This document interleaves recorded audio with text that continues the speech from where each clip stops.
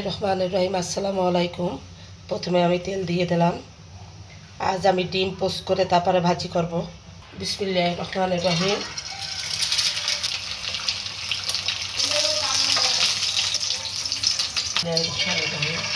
একটু লবণ দিয়ে দিচ্ছি,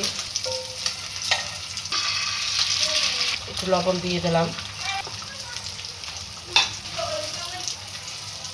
বিসমিল্লাহির রহমানির রহিম।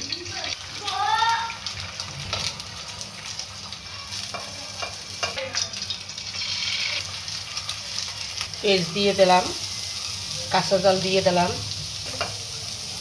আমি আবারও একটু তেল দিয়ে দিচ্ছি।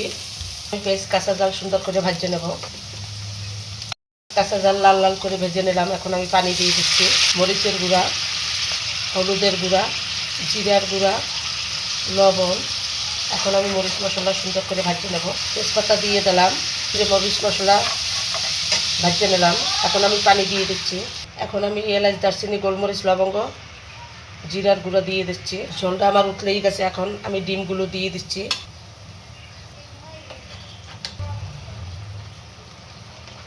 সব ডিমগুলো দিয়ে দিলাম। এখন আমি ধনেপাতা দিয়ে দিচ্ছি।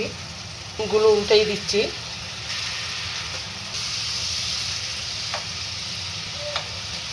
সব ডিমগুলো উল্টেই দিলাম।